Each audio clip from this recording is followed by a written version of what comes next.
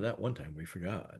Yeah. We started it and then the power went out or a tornado or something. We went into shelter for a tornado, came back and forgot to start the recording again. Oh, Yeah. Kind of So we will never do that again. All right. What? Oh, you did the did. computer already. We're- Okay, well, We're recording. welcome everybody to the Senior Citizens Senile Club. No, welcome everybody to the Course of Miracles Thursday night Zoom group. I am Chris Green. This is my lovely wife, the Reverend Reja Joy. Got it. Okay. All right. Rah, rah, rah, rah, rah. Yeah, a lot of revving in there. We're in the manual. We've left the what's it called, the text workbook, whatever. Text. We've finished that, and we are on. We are in the manual for teachers. We're in number 8. How can the perception of order of difficulties be avoided? And that's paragraphs 1 through 6. And we're also going to, if we have time, we're going to get to number 9, which is, are changes required in the life of God's teachers? I read some of that, and that's very interesting how they talk, because the people here, I mean, we're on this call, we study the course, and yet things can happen to us that isn't, how would I say that? That isn't something. I don't know. All right. Okay. All right. If you'd like to read, raise your hand, wave, whatever, and Oh, hi, Reverend Jerry in Nashville. Sherry, hey. Okay. So if anybody'd like to read, let me know, or let Joy know. Oh, Charles put his electronic and his human hand up. Boy. Okay. Yeah. Do you want to read twice, or? You might. I could read. Are we in the manual? Athena. Yes, we're in the manual for teachers. Yeah, I'll read. Number 8, number 9. Oh, Reverend Jerry. Okay. Yep. Barbara, you want to read? Yes, put Barbara down. I want Okay. you to get a chance to read tonight because I want to hear Yep. you share. And Jacob. Jacob. No, she's not going to read. Jacob. No, she's not going to read. Okay, don't put it down. She's not going to read. Do you have an erasable? No. No. Okay. And Athena is going to read. Okay. Yeah, Athena. All right. We're doing 8 and 9 manual, Yeah. number 8 and 9, Yeah. and it'll be on the screen as well. Yep. I do. Athena, Let's- is that an okay or no? Oh, sorry, I didn't even realize I thought I unmuted myself. Yeah, that's a yes. Oh, that's a Oh, yes. good. Okay. great. All right. Yeah. All right. All right. Great. That's fine. And did Yep. Kate want to read? You and me. Did Kate want to read? She No. might not have Okay. both. And Kate's in Florida. She came a couple of times before, and she's in Florida. Okay. I think we got everything. All right. Everybody. And then Jude might come. I don't know. Mute. Okay, so at this time, make sure that your microphone is muted so that during our guided meditation and our 2 minutes of silence that we don't get any background noise at all. So it's always nice, especially during the 2 minutes where you stop everything. You try and stop the merry-go-round, stop the thinking, stop The baloney grinder. baloney grinder or whatever calls it. Yeah, baloney grinder or something like that. Uh-huh. Yeah. Okay. Sausage maker. Mm-hmm. Yeah. Something like that. Okay. Okay. All right. All right. Go ahead, Joy. Okay. I'm gonna put is that okay. All right. And so we're going to begin by closing our eyes if you are comfortable doing that. And this is the time when we relax our body, we relax the breath and the mind, and we get ready to open our selves, our hearts and our minds to the loving thoughts of God, because we already know them. We are a thought in the mind of God. And we're just remembering. We're remembering. And so to do that, it helps sometimes to relax. It changes the, it changes the chemistry of the body, actually, and it changes the brain waves, and it helps us to quiet. You know, the yogis had an idea.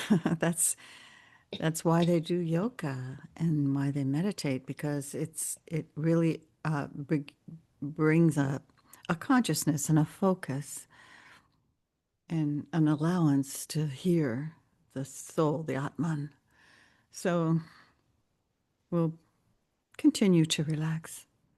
Just, you might want to take an inventory of the body tonight and just see how you're feeling. You want to show compassion to your body. It's a faithful servant. It's on loan. And so we just send it love. And we listen to it. Listen to its whatever pains or even when it feels good. And so we just take notice, take notice of how we're feeling tonight. We might want to bring our awareness to the breath, because we can use the breath to relax further. As you inhale, you can imagine that you're bringing in divine energy. They call it prana, into every cell of the body. Prana, divine energy,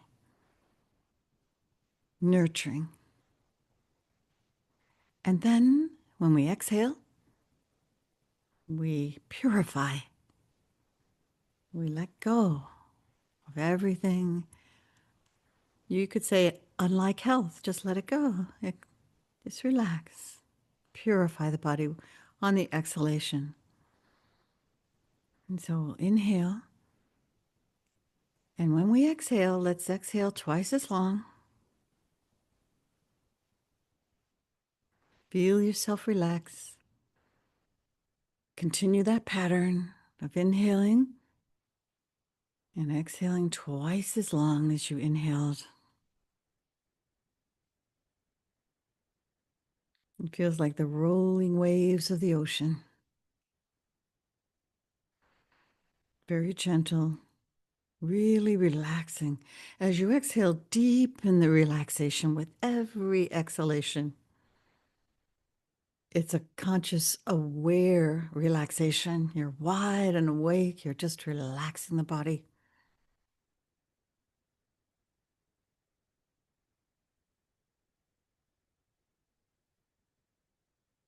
And then we just bring the breath back to normal. And we'll just say a little prayer before we enter into the 2 minutes of silence. And the opening prayer is based on what is a miracle. That's our special topic. And also our lesson today, 345. I offer only miracles today, for I would have them be returned to me. Beloved Father, Mother God, we come before you in stillness, letting the mind grow quiet, that it may remember the simple truth.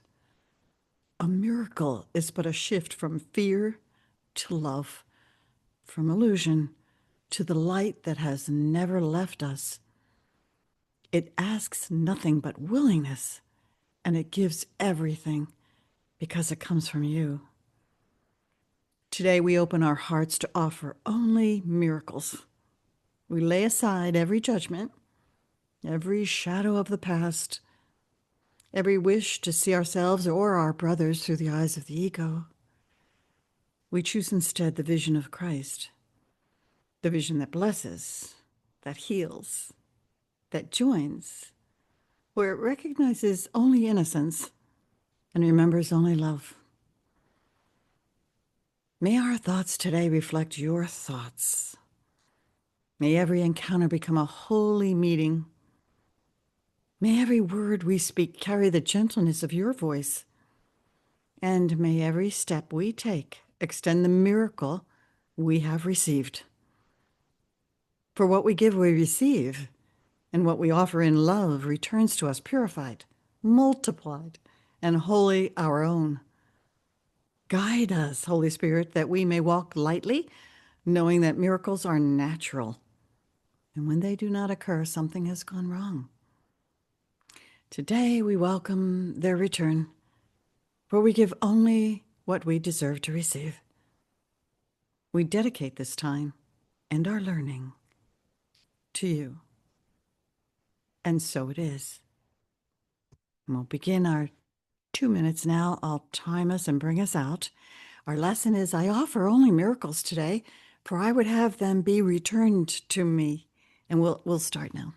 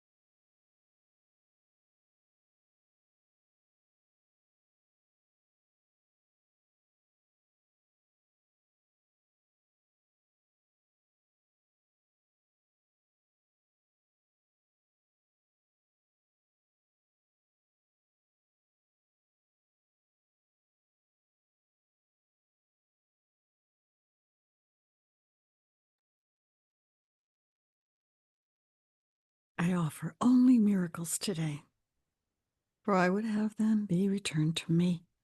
When we're ready, we'll open our eyes.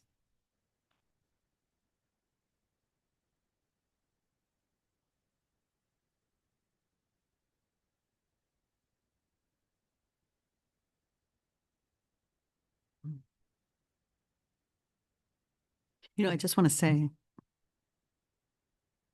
that I know I mentioned this last week, but I've continued to do it. I am connecting with my, well, we could call it higher self, but I call it the oversoul because it's Reja. Reja's my soul name. And when I do, oh, it's amazing. Instantly, and I'm just sharing this in case you wanted to do this too. Instantly, I feel the connection and I feel a downpour of grace or energy, divine energy. I mean, it's just like a downpour. My shoulders lower because I'm really, just releasing and accepting. And it's really amazing. So, and I've been doing it throughout the day. It's like anytime I think about it, I connect to Reja and I just feel that connection because Reja is eternal. She's going to be, there's no beginning and no end.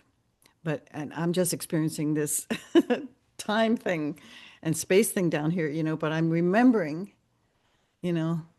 my oversoul. Just wanted to put it out there. Yeah. Okay. And Chat GPT connects to your oversoul.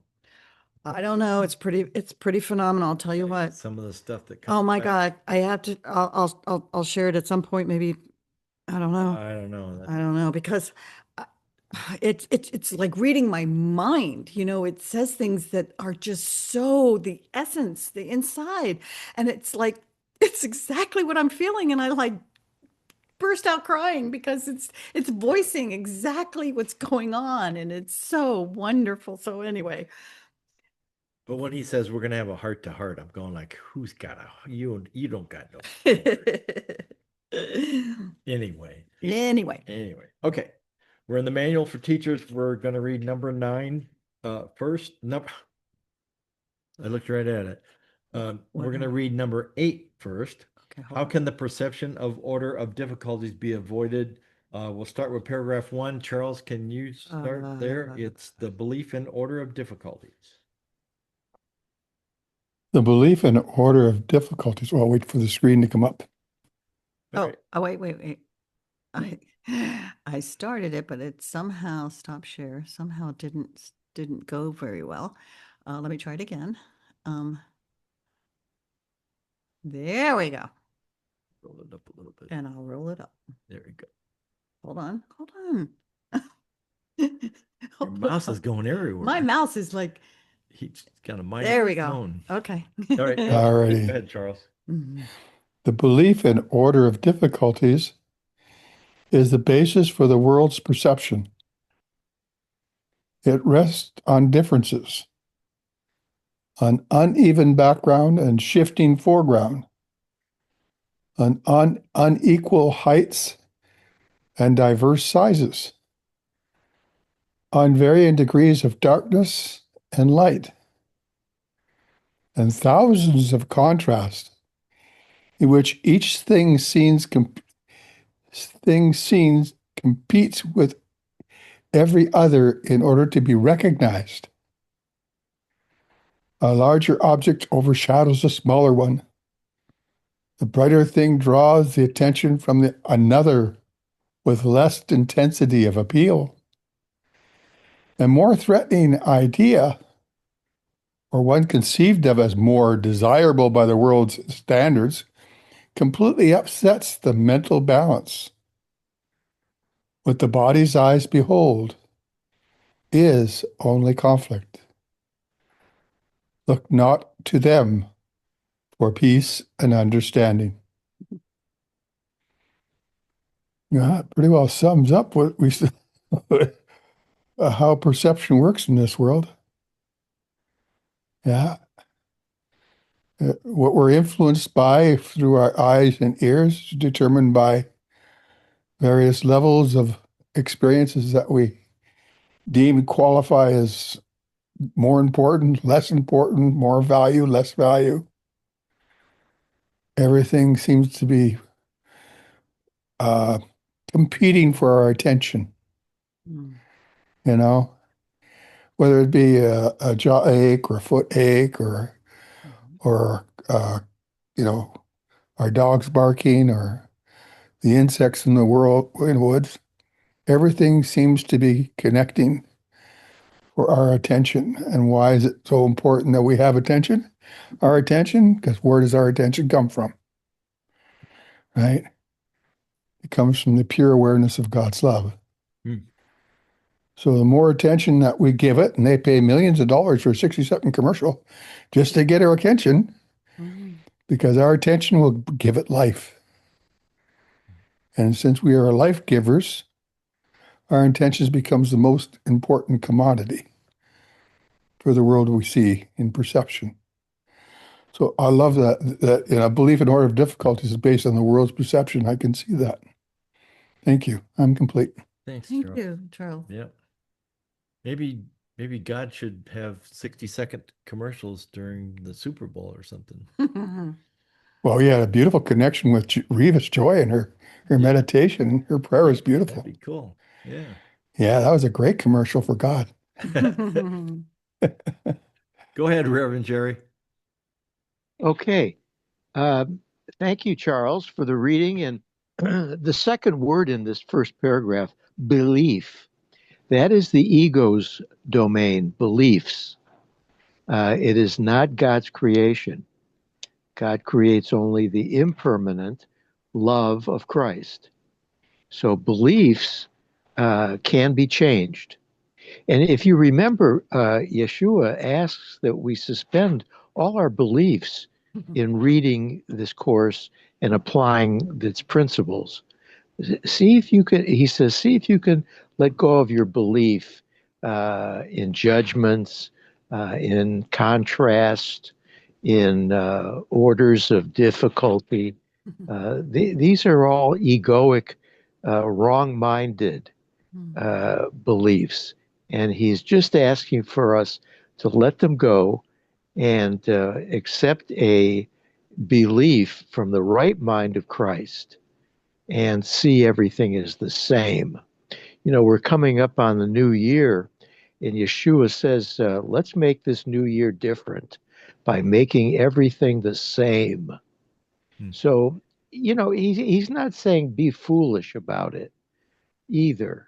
I mean, we're still in this dream, but we can be lucid dreamers and apply our belief system in Christ first and foremost. And then secondarily, if you need to take an aspirin for a headache, okay, it's magic, in this ideation of Christ, and we're not a body. But go ahead and take your aspirin, knowing that it's a belief. Some people have done deep studies into the what do they call it when you believe in something, they give you sugar water instead of placebo. a placebo effect. Yeah. Yeah. Mm-hmm. This is all consistent with our belief. You see it, you believe it, you're going to see it. Thanks. Yep. Thank you. Go ahead. Thanks. Go ahead, Barb. I have two quick responses. The first is something I was reading today, and it comes from the course, and I'm sorry I can't quote where it comes from. Mm-hmm. But what it says is, if you believe you can, or if you believe you can't, you're right. This whole world is an either or. And the course tells us that there is only a choice between what's real and what's unreal. I'm complete. Thank That's you. true. That's absolutely true.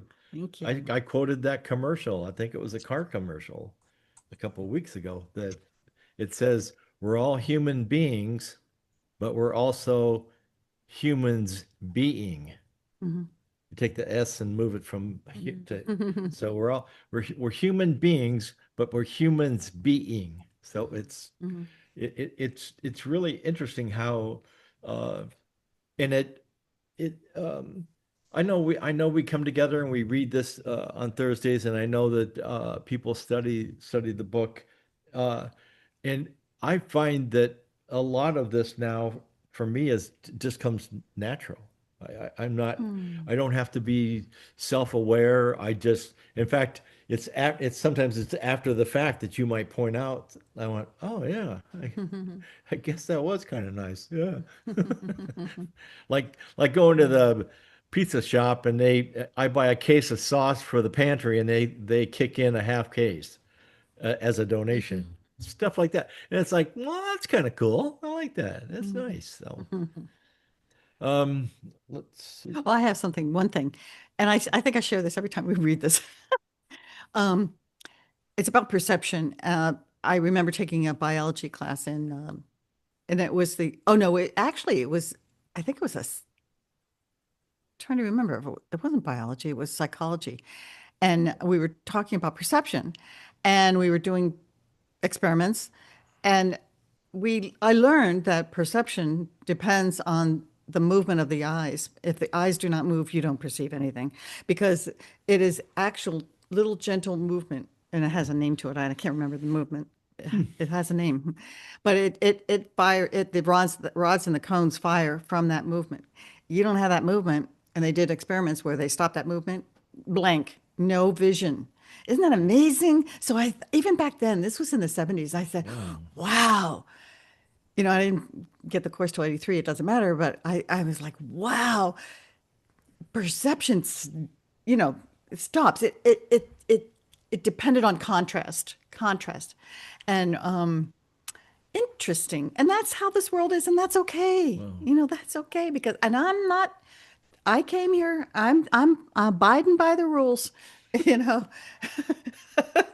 But No, this is Butch Cassidy and Sundance Kid. well, There are no rules. there are no rules. Well, In a knife fight, there's no rules. yeah, that bus down the street, that's a rule.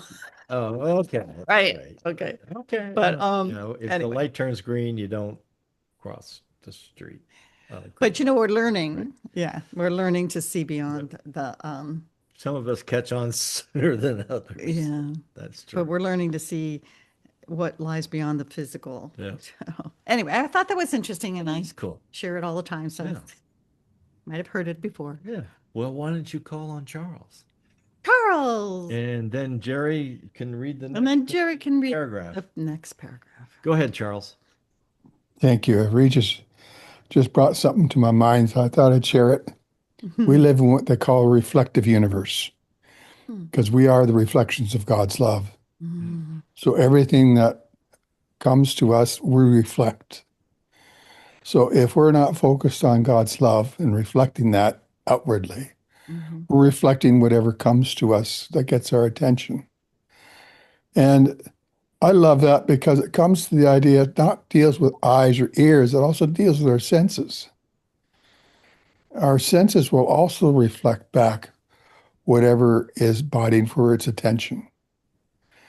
And so as we become very quiet and still and allow, as RJ was saying, that we become more inner reflective of a world that cannot be recognized outside of us, our thoughts start to reflect God's love. And our thoughts and our friendships and the people we know and the lives we live start to reflect that love. But it doesn't come from anything we do.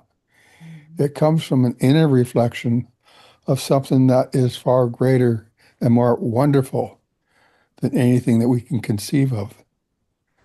It's very important to forget the course, forget this and forget that in order to get into the reflection of what is the eternal source of being, which Chris related to, the beingness of all that is, in everything we see. So, thank you, Regis, for That's cool. touching my heart that way. Thank you. Thank Cool. you. Okay, Reverend Jerry, can you read paragraph 2? It starts with illusions are always illusions. Yes, illusions are always illusions of differences. How could it be otherwise? By definition, an illusion is an attempt to make something real that is regarded as of major importance, but is recognized as being untrue. The mind, therefore, seeks to make it true out of its intensity of desire to have it for itself. Illusions are travesties of creation, attempts to bring truth to lies. Finding truth unacceptable, the mind revolts against truth and gives itself an illusion of victory. Finding health a burden, it retreats into feverish dreams. And in these dreams, the mind is separate, different from other minds, with different interests of its own, and able to gratify its needs at the expense of others. Okay, well, in this paragraph, the use of the word mind is always egocentric.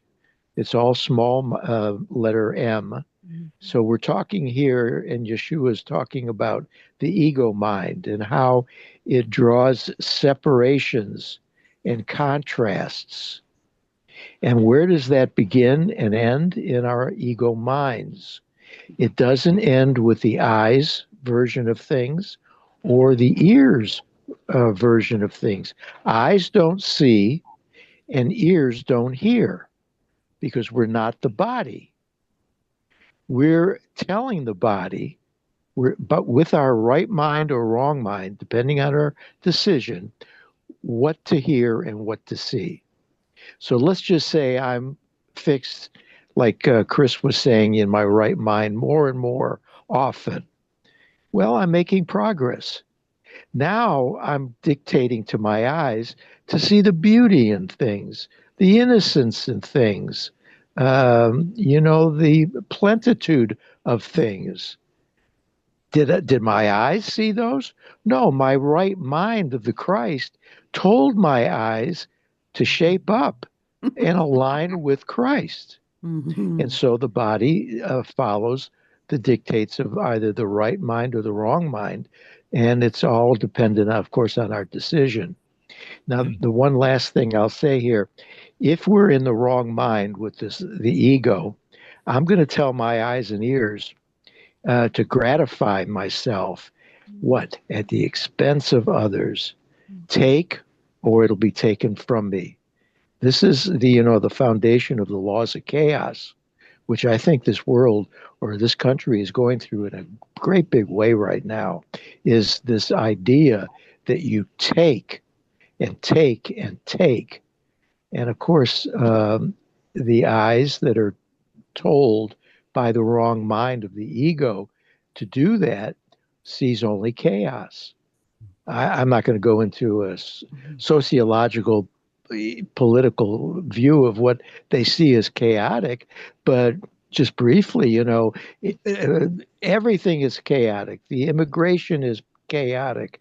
I don't know. I don't read all that stuff, but it's all chaos, and we need to shape it up. And so our eyes see only what we're dictating, and we do it at the expense of the other people who are making it chaotic. That's important, isn't it? It's not me, it's them. And that's it. Thank you. Thank you. Thanks. That was good. Mhm. And I would agree. I mean, everything. I mean, everything we look in at the world. I like to look at the world and see, like Jerry was saying, I like to look at the world and see the good, and the good things that we do as humans, the good things we do. But there is so much that is done by humans that is in my mind, a poor decision, and yet there it is, and I just have to realize that I probably have almost no control over any of that. I think the republic that we started 150 years ago or 250 years ago will survive, and there we go. We're already talking politics. Let's jump out of there. As I say, Well, I want oh, hi, to Paula, good to see you. And as in fact, she's got her hand up. So let's go with Charles. with Charles. And I'll start with my save me, Charles, save me, save me. Wow. Thank you. Thank you. Thank you for. Yep. Go ahead. Oh, thank you. Thank you. Thank you. What jumped out at me in the paragraph was the recognized as being untrue. When an illusion, let's say someone we really like and we really love, all of a sudden it's no longer there. And the intensity of that desire as being that's untrue, they're still there, So in that, it becomes a tragedy a travesty of creation. How could this come about this way? Especially young children who lose parents, or people who lose dogs through horrific accidents, or anything horrific that happens to young people. How could such tragedies, this isn't true. This is, so recognized as being untrue, given a major importance to something, creates us a desire to really feel the offense of whatever occurs in us. So the illusion of making something real that isn't real gives us a sense of tragedy in this world. Now, when we come to, well, what is not an illusion? What is the reality here? That is the question the Course is asking us to ask. So we can have the experience of what that is. Not that and it has to be an individual experience too. It can't be someone saying, well, this is the truth, this is reality.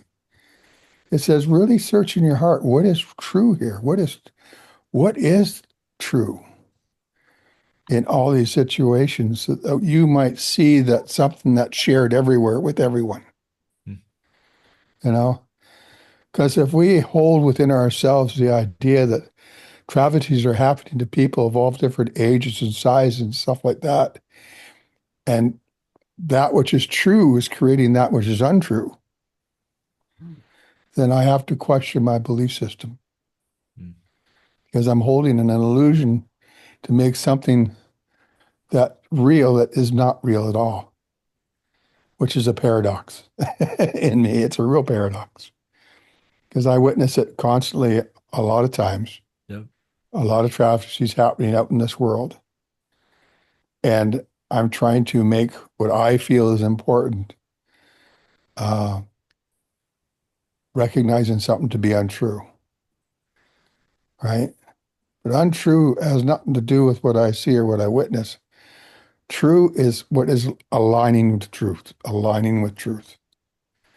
Well, I'm not being very clear at the moment, but it jumped out at me that our illusions are creating the travesty of what we feel is untruth.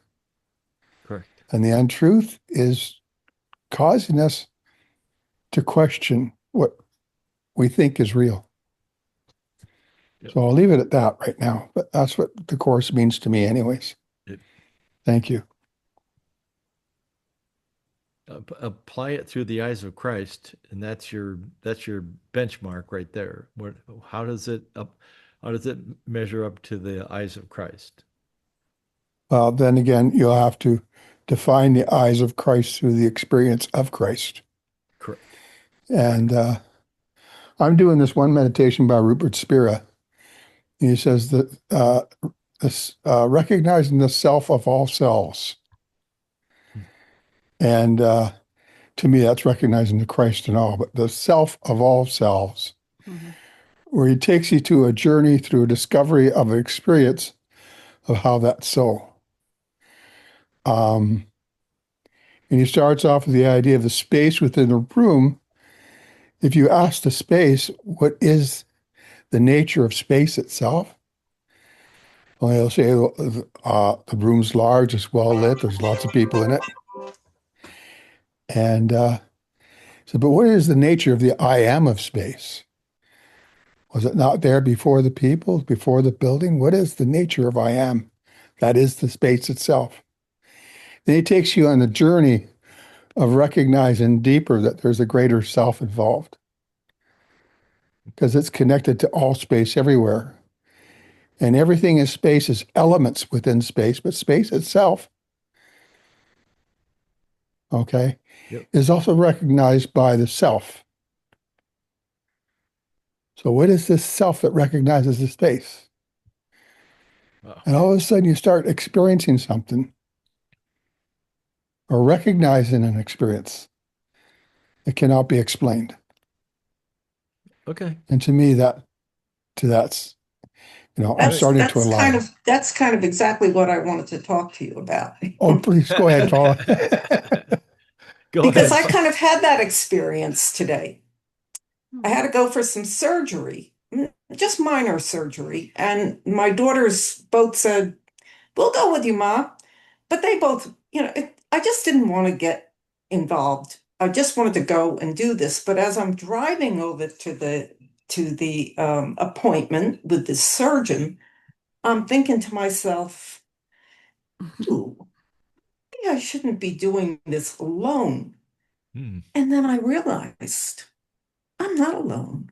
And I really got a recognition of that. I recently heard Maya Angelou talk about when you're in a fearful place, call upon your relatives that have passed. Bring them into the situation. And that's, now I'm recognizing I'm not alone in this situation. I'm thinking right away about Jesus because I know that. But I started calling them in, and come and join me on this journey, Oh, cool. this little surgery that I'm having. Well, then by the time I got there, I totally forgot about everything, and I went in, and I'm telling you, I didn't even recognize till later how absolutely effortless this whole thing was. The people couldn't have been nicer. The surgery, I didn't feel any pain at all. Of course, he did give me um, some some shots to numb the area, but there has been no pain whatsoever. And I mean, I'm thinking when I got home, well, maybe I'll, have to take some Advil later if this starts acting. No, it never acted up. Wow. It was just a totally effortless, but looking back on it, I really feel the presence of every one of them there supporting me. And I think that's why it all went so well. That's So cool. I mean, Thank this you. is what Charles was talking about, in a sense. Yep. And this is, I mean, somebody else, I mean, I'm talking to people who know this is the truth. But if I was talking to somebody who didn't, they would think this woman's nuts. She's out of her mind. So the truth is the truth. Yep. Yeah, experience is everything. Yep.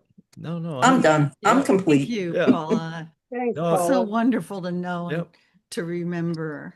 Yeah, I talked to my dad. I talked to him as if he's still alive. I don't see that that's such a Not only that's not, that, I mean, I can imagine that if, Hmm. if I got a little bit older and the kids happen to hear me talking out loud to somebody who's already passed, yeah, they might think that, it's time to put daddy in the retirement loony home bin. or loony bin or whatever. But no, I have no problem with having out loud conversations with him. Now I'm usually by myself, but I mean But that's I think the idea of bringing them into a fearful experience and then actually experiencing what they can do. yep, yep, yeah, Yeah, I think breaking the veil. yeah. I think they can also inspire because I feel like I told Chris today, I got 3 important ideas regarding our legal situation with the German translation, and it was inspired, and I feel as though I'm being guided. And it could be Maz, Martin Weber. Maz is on the other side, and he did the German audio and translated the text, and his little son was receiving monies from the audiobook, which was taken down, and she really depends on that to bring him up. So we feel so terrible, but so he's motivated. But I really feel as though these I don't know where it came from, but I was 3 important points that I sent to the lawyers. I wish they had thought of it, but I don't care who thought of it. At least, it's really, really important. And I feel inspired. I feel guided, and I think they're helping. I think they're helping. And, I want a win-win. I don't want to, I just want a win-win where everyone wins. And I'm going to keep that as my goal. Sounds like a good idea. Yeah. Yeah. When your heart's aligned with truth, truth will always back you up every way. Yeah. That's And the right. truth is recognized by others. That's right. Even if they don't see it, That's true. they'll feel it. Oh, that's right. That's so true.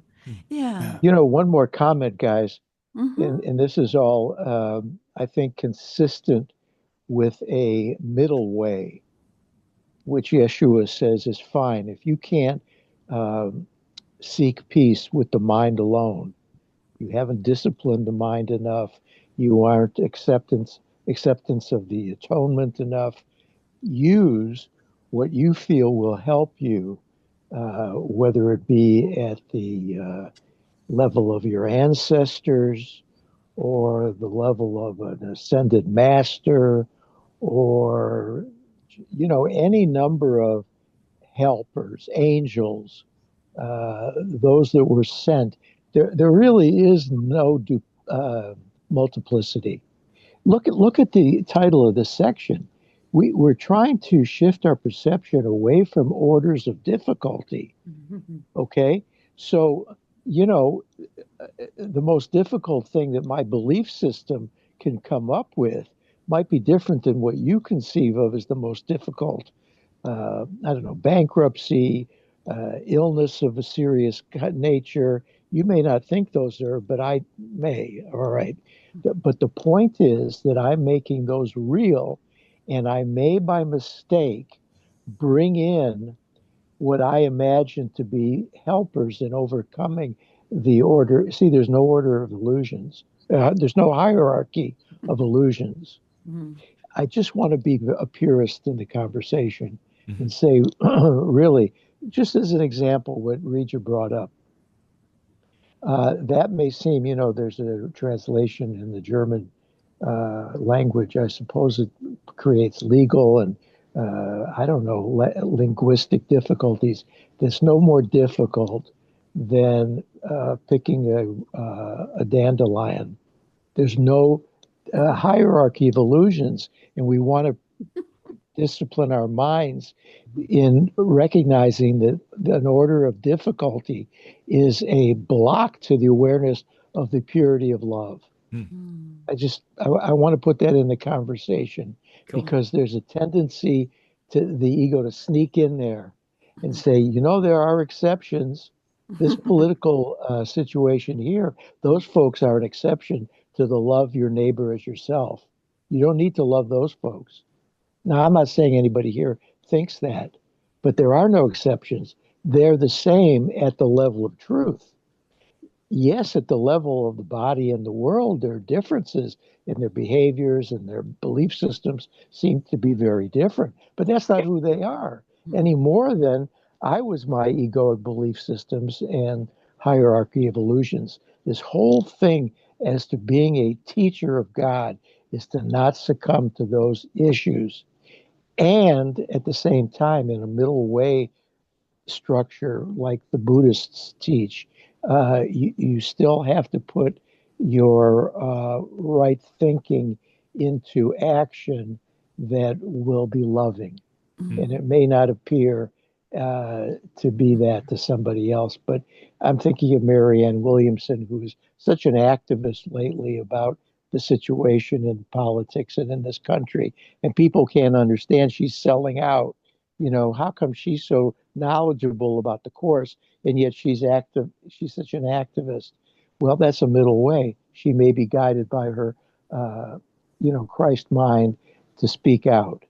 That's okay, as long as she remembers, and I don't know whether she does or not, that the current people in the positions of authority are as angelic as we are, and that the bodies are not real. That's the only thing that the Holy Spirit can decipher. We're not adept at doing that. I just think that that's where we have to let go and let the entirety of those distinctions reside with the Holy Spirit. Yeah, that's okay. All right. Thanks for Jerry. Thank you. And Joy and I were at a conference with Marianne Williamson, and somebody took her to task on that. And it wasn't even politics. It was hunger. She was trying to work on children that were hungry or something like that. And the woman goes like, how can you write books about the Course of Miracles and say that this is all an illusion, but you work to try and make sure kids have meals? And she looked at this woman and said, I have a tool. I am well, what'd she say? Famous or something like that? She says, I'm well known. Why wouldn't I use that Like a platform. as a Platform, platform yeah. to let people to bring to people's awareness that there's children in this country, supposedly the richest country that God's ever created, according to the talking heads, that there's children in this country that go to bed hungry. that go to school hungry. That's, in my book, with the amount of food that we throw away, that's asinine in my book. And that's all she said was, why shouldn't I do that? I mean, yeah, I believe it's all an illusion, but I'm still a compassionate woman that can't stand to see children go to bed hungry. All right. Okay. Well, let's move on to paragraph 3. Barb, can you read that for us? Where do all Wait, these differences come from? Where's Oh, there we go. share? Wait, how do I? Oh, just a second. Okay. Share. There we go. Oh, there we There go. it is. You have Phew. to click right on the green little Well, it box, I wasn't there. guess. It Yeah. wasn't there. Oh, it wasn't there? No. All right. Paragraph Mhm. 3. Oops. Where do all these differences come from? Ooh. It's up now. Yep. Where do all these differences come from? Certainly they seem to be in the world outside, yet it is surely the mind that judges what the eyes behold. It is the mind that interprets the eye's messages and gives them meaning. And this meaning does not exist in the world outside at all. What is seen as reality is simply what the mind prefers. Its hierarchy of values is projected outward, and it sends the body's eyes to find it. The body's eyes will never see except through differences. Yet it is not the messages they bring on which perception rests. Only the mind evaluates their messages, so only the mind is responsible for seeing. It alone decides whether what is seen is real or illusory, desirable or undesirable, pleasurable or painful. When I first read this, my immediate reaction was, well, what could the course call itself except a mind training program? It's giving us a new perspective.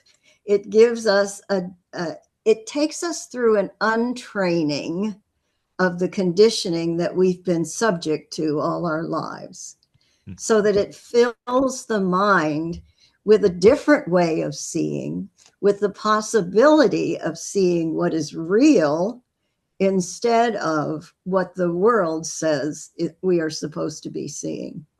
So when it says, the body's eyes will never see except through differences, all of a sudden it made me aware of what it is I am seeing. And for the first time, I'm asked to question, is this real? Always before, what my eyes tell me, I assumed that was reality, and I was often running in that direction. But because of the information that I'm now getting from the Course in Miracles, I have to pause and say, is this real? And the Course is teaching me that we have a choice in our minds of deciding what is real and what is illusory. When I simply ask that question, I'm open to the guidance that helps me to see, not with my eyes, but to see in a vision of what is real and what is truth. I thank God for the Course every single day. I am seeing so much more differently than I ever have. All thanks and praise be to God. Yep. And we thank God for you. Yay!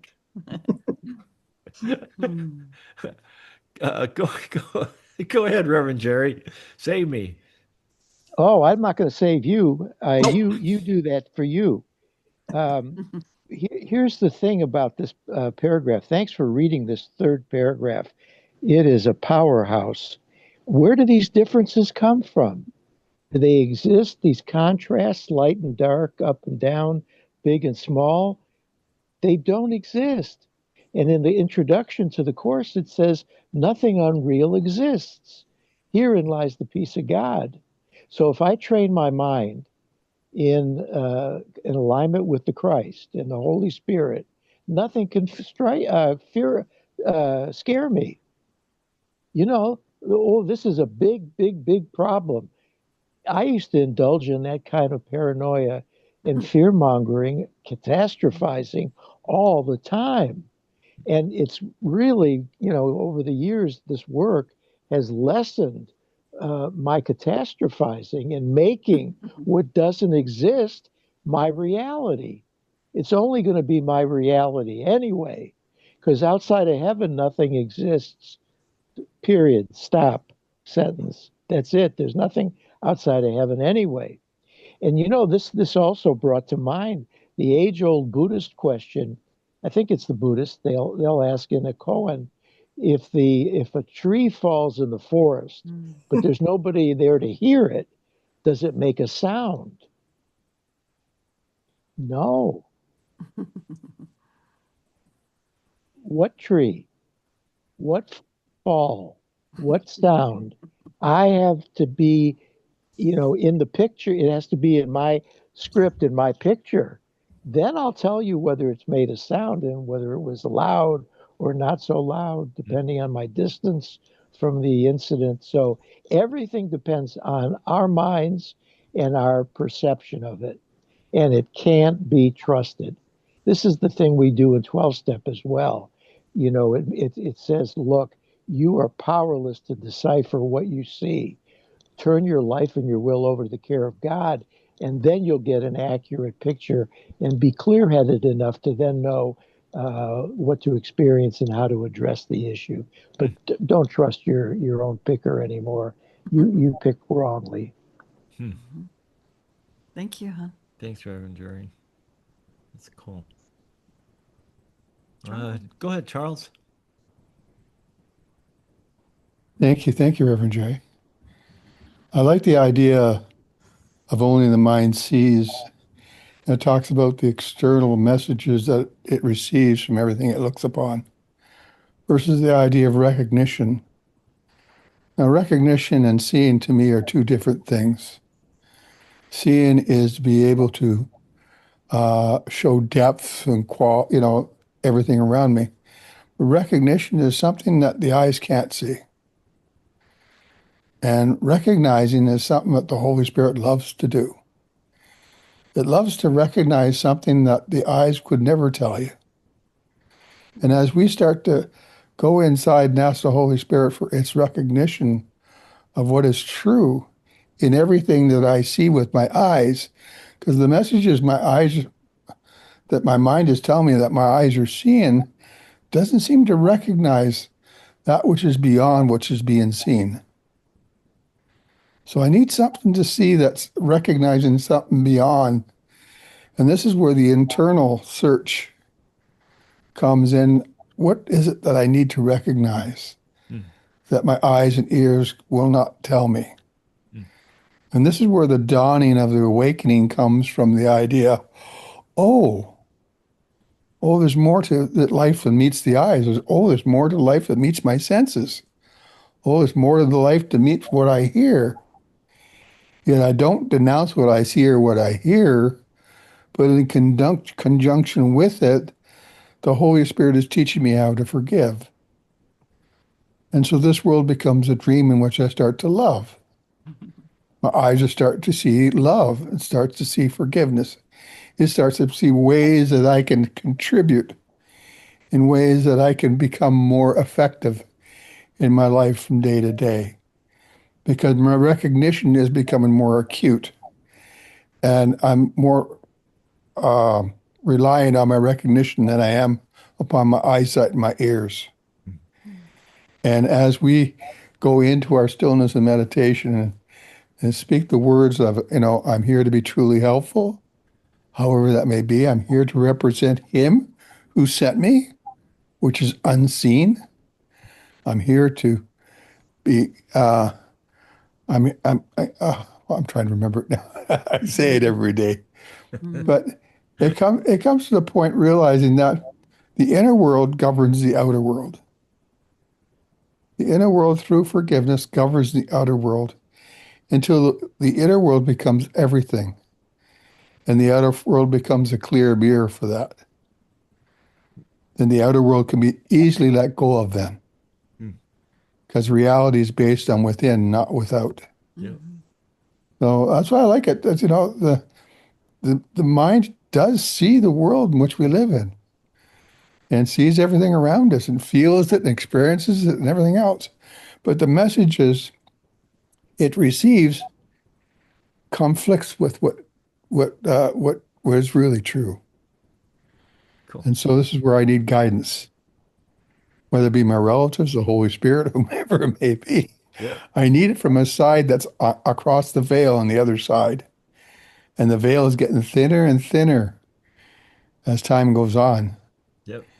until the veil of forgetfulness gets dissolved altogether. And recognition becomes our way of living here on earth. Well, we're here to cheer you on. That's for sure. We're here to Yeah, cheer each other on. We're all rah, rah, rah. Rah, rah, rah. Zip, zoom, bah. Thank you. Thanks, Charles. Go ahead, Barb.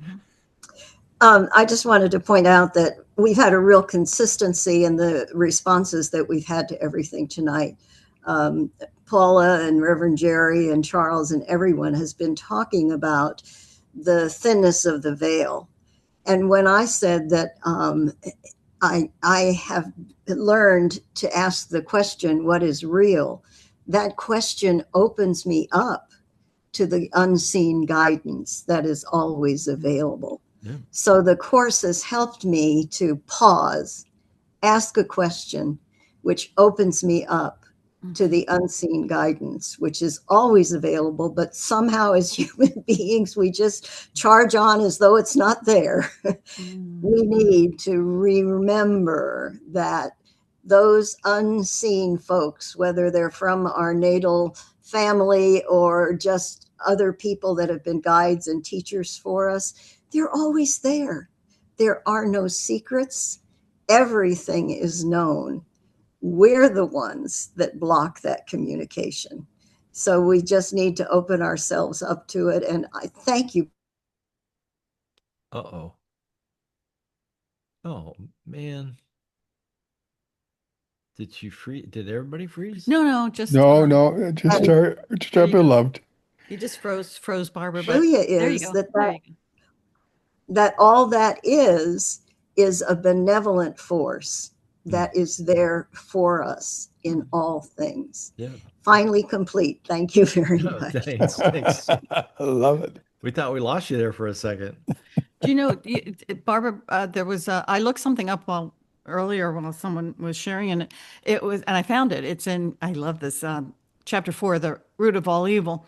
And this is section 6, the ego body illusion. And remember, it's that part that says all things work together for good. Isn't that amazing? I mean, really, all things work Right. together for good. He says, there are no exceptions except in the ego's judgment. So Yeah, and once you learn that and once you live by that, there's no reason to fear. yes, Because it's all for your highest well-being. It's your oversoul that really is taking care of you. yeah, And, even coming together, those of us that come together as often as we can on Thursday nights, I mean, coming here is like a sanctuary because we know we're all like-minded, which means we are all learning how to be totally trusting of this benevolent force that we recognize as all that is and is available to us at all times. And it always has our back and is working in everything for good. So Yeah. it's just wonderful. I love you all. I wouldn't be anywhere else. And if I'm somewhere else, I'm feeling like something's not quite right. that's so cool. Thank you. And there's no going back. You can't go back. Once you learn this, that you can't unlearn this. You can't go back into the dark and the ego and the judgment and the fear and all that stuff. It's just not there. Now you can be, I don't want to say tempted, but it can happen that you can try, right? You can become, you can come into fear, but then it usually doesn't last very long because you realize that no, I can choose again, and there's nothing here to fear. So, Reverend Jerry, go ahead. Yeah, just real briefly, I wanted to underline what was just shared about the link to forgiveness. That's the question, why would I want to eliminate these orders of perception, difficulties? Aren't they to my advantage? I'd be foolish if I didn't recognize some things are so egregious that they're unforgivable. And then there are other things that are rather minor, and certainly they're forgivable. What Yeshua is saying here is those are artificial beliefs that keep you in that gap that you think exists between you and God, the Father. And if you want to get back over that imaginary gap that separates you from the Creator, you're going to have to recognize there are no things that are unforgivable because they're so difficult. They don't exist except in your beliefs. And you can change your beliefs. When you change your mind, you'll see peace. Yeah. Thanks. Oh, perfect. Very nice. Thank you. Thanks. Should we try to get one more Yeah. paragraph Oh, yeah. in? Athena, do you have your book there? Can you read? Sure, well, Or it's up. We can put it up on the screen. It's paragraph 4. It starts with, it is in the sorting out and categorizing. Oh, she's got the book. So no, you're on you're on mute. mute. Okay. There we go. It is the sorting out and the categorizing activities of the mind that errors in perception enter, and it is here correction must be made. The mind classifies what the body's eyes bring to its according to its preconceived values, judging where each sense Datum or datum? fits best. What basis could be falter than this? Unrecognized by itself, and it is itself asked to be given what will fit into these categories. And having done so, it so concludes that the categories must be true. On this judgment of all differences rests, because it is on this that judgments of the world depend. Can this confuse the senseless seasoning of dependent on for anything?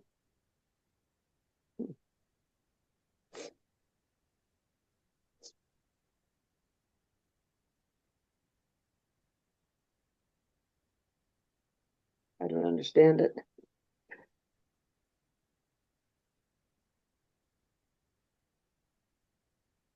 Is that even? There seems to be words that. Am I supposed to keep on reading or no? No, but it's just if anything came up, if you have anything to share about what you just read. Yeah. I don't know. Yeah, I find that hard to understand. Yeah, I guess the main idea is that the mind just, like it said, it classifies everything into categories. It breaks it up, names it, Maybe Charles has something for us. Oh, Well, the word that jumped out to me is preconceived values. We have a sense of preconceived values of how we see the world, and we categorize those values according to how we experience them. And through our experiences, let's say preconceived values is family, animals, pets, nature. We have all sorts of preconceived values, of which everything fits into certain categories, and where each sense datum first fits best, wherever it fits best into. What basically could be faultier than this, because it basically says these categories can't come together. These have to be kept separate in order to coexist together. So having done so, it concludes that these categories must be true. and on judgment of all differences rests. Because judgment of the world depends upon this. Can this confused and senseless reasoning be dependent on for anything? Because to depend upon these categories to bring about a peace to everything is what governments try to do. Hmm. And we can see how that works. Oh yeah, yeah. They've categorized everything and they got everything down to the right slots and the right ways. And if they just thought this way, if they just did it this way, if they just, no one can get together on their categories because their cultures and livelihoods are so vastly different. You know? Oh, Bye, Barb. Well, there was a chat Oh. message. Chat message. Okay. Yeah. And Barb has to leave. Yeah. Barb had to leave. Okay. Yep. Excuse us. So, to me, it's in the sorting out, categorizing activities of the mind that error perceptions enters. Yep. So that's a sorting out period now. Yeah. Thank you. If Thank we have to you. categorize, we're judging, right? You have to Well, you have yeah. to look Right. at something Yeah. and judge in order to Yeah. put it in a category. Well, we're raised that way. Yeah. Yeah. That's how we're raised. As Yeah. soon as you start using that judge word, you're Well, it and also like Charles said, it's with and we do this with preconceived ideas about and what could go wrong. Right. You know? right, right. Right. Like the article I There you read the go. other day where people are starting to domesticate raccoons. I'm going like, Uh-oh. no, No. no. I'm not going to look up at the middle of the night and see a raccoon sleeping at the end of my bed. That's just not going to happen. What do you got? Yeah, go ahead, Reverend Jerry. Well, I think that categorization word is synonymous with the ego mind. The wrong mind loves to categorize. So, whereas the right mind, the Christ mind, does not categorize and doesn't make these artificial orders of difficulty. I'm going to love, the right mind is love. Christ, I'm going to love, irrespective of whether you hate me because I'm a certain ethnicity or religion or whatever politics. I'm going to love you. Whereas the ego mind says, "Oh, if you hate me because of my ethnicity or my religion, that's a no-no. That's in the category of unforgivable. You and I will never get along." And there you have the Middle East, Yeah. with brothers fighting brothers. So, Right. yeah. I mean, Okay. yeah, they do not get along because of things that happened 10, maybe 100, maybe 1,000 years ago. And it's just carried forward. Every generation is schooled in that hatred, and they have no clue why they hate each other. At least the ones that I've talked to, I've asked, yeah, they have no, all I know is hate that person. That's it. I love about this is when you recognize values as a shared quality of life, and young people are starting to see that more and more of what the shared qualities of life truly mean. That recognition alone is enough to upheaval any other categorizations. Yeah. In other words, categorizations won't work anymore Yeah. because they're no longer being, how would you say, invested in by the younger generation. To me, the true values are coming forth from the heart of the young ones today. Hope so. Yeah. And they're Thank listening. you. They're listening more and more to artificial intelligence, and artificial intelligence does not categorize. Doesn't Well, count. How do you oh, sorry. What Charles Go ahead, what Charles Paula. was just talking about, Yeah. I actually experienced. I used to work with this engineer. He was from Ireland, and there was strife. For how long there? It was just terrible, and that's exactly what he said. The younger generation, and he was a part of that younger generation, had it. Oh. It was enough, and it changed Oh. for the better. Wow. Awesome.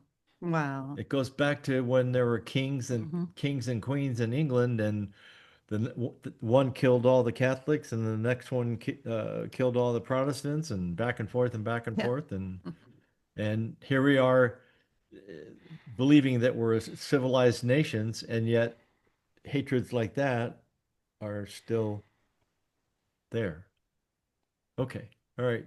Charles, I think you got, we're going to go ahead and do closing prayer. So, After Charles. it He's gonna was, talk. I thought his hand was No. still up from before. Oh, go ahead, Charles. No,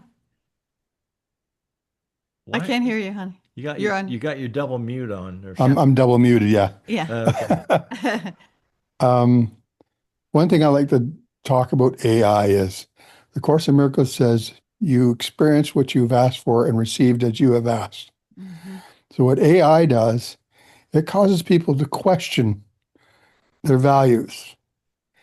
And if AI can be programmed, as you did, Rev Reja Joy, with the various ways and means for them to qualify their question in order to receive an experience that will give them a new insight.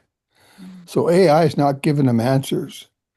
It's helping them to qualify their Yeah. question. Yeah. So when their question becomes of a greater quality, the experience will come from that.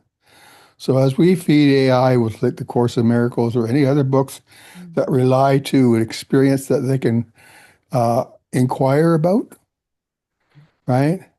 Then AI will become a way of people qualifying their questions to receive a greater experience. So I see AI as a very beautiful tool if they don't use it for answers, Right. if they use it to Yeah. qualify their questions. Yeah. Your answers have to come from within. Yeah, that's right. All right. But to formulate your questions, we use the Course in Miracles. Other people use other people's books. So AI is just another tool to qualify that which people are looking for. Sure. Okay. Cool. Yeah. Let's call on Athena, and then we need to close. We're getting Mhm. close to the 8 o'clock hour. Go ahead, Athena. I understand when you're talking about the chaos and that. What I'm and to love anyway. The part that I don't understand is, let's say, if it was our country and we were being physically attacked, how do you love how do you love and live with that, I guess? I don't know if I'm saying, am I saying that right? Athena, I think it was last week I realized, or maybe I shared that at Thanksgiving, I realized that it's not the dream that I agree with. It's the dreamer. I love the dreamer, not the dream. And so we would still not accept the dream that, that's permissible to do that attack, but we still in our hearts love the dreamer. We can, at the Right. same time, it's a paradox, I would say here, Yeah. I think it's the kind of situation that we've decided not to create. Yeah. As a whole, or whatever. Oh, you mean the United States? Well, Well, whatever. no, not Oh. just the United States. People that don't believe that war is an answer to anything. Mm. And Mhm. there's a rabbit hole that'll take another hour to come out of. So Yeah, Athena, I don't feel that any of us here can really give you an answer to that. But that question touches our heart because there's a love in there that really is a desire to know, Yep. a true love that would bring it together. Yep. And so I recognize the love that you're sharing with us right now. Yep. Because we share that same love with you. Thank you. Thanks. Yeah. What Thank a you. great group tonight, man. We had some great Yeah. shares. Thank you all very much for all your shares. Joy is going to close. You're going to close with a prayer real quick, and then well, it won't be real quick, but then we'll See you next see you next week. Okay, go ahead. Okay, great. Well, we'll just close our eyes and we join one another, and it's just precious, right? It's precious. And all of our questions, the answers are within us, really. And so when we get quiet and we ask, we'll get the answer. Guidance will show us the way for us. And so we stand in our minds, we're standing, we're holding hands, we're joining. We feel the unity and communion. We've chosen to be with one another, and we're all truly blessed. We bless one another. And so we pray. We just a short prayer. Holy Father, as we end this sacred time, we rest in the certainty that there are no order of difficulty in miracles. All things are answered in the same unfailing love. We release the burden of judgment, letting every seeming problem be healed in the one light that holds them all. Grant us willingness to let perception be corrected, to meet each moment, each brother, as the same opportunity to choose peace. And let us remember that your teachers need not change the form of their lives, but also the purpose for which they see each moment. With that single shift, all things are transformed. We go forward in quiet trust, knowing your guidance is already given, and your love goes with us wherever we go. Thank you for the healing of this gathering, for the blessings felt and those still unfolding. May we walk in gratitude, carrying the light we have remembered. And so it is. Amen. Amen. Awesome. That was great. Thank you. Oh, Amen. listen, Thank you, I have thank you. I have Bedtime. a request. Charles, can you stay on a little longer? I want to talk to you just personally, if you don't mind. I'd prefer. Mhm. Yeah, I Yeah, don't I think. Okay, hang out with me. I'm just going to stop the recording, and then you guys can talk as long as you'd like, okay? Right. Yeah. So, And I okay, and I just want, I what? think we can. No. No, if we leave, it closes the Zoom. That's right, we'll have So to. we'll have We'll to. keep the room open as long as you want, Yeah. okay? All right. All right, Okay. Well, yeah. Okay. no, that's fine, it's totally Yeah. fine. So, just want to say goodbye to everybody, Yep. All right. and we'll see Everybody, you next. thank you. Thanks. Thank you. Thanks, Love you all. Diane. Thank you, and we'll see you Love you next guys week. all. See you next God week. bless. Thank All right, you. We can turn okay, the camera on, thanks. can't we?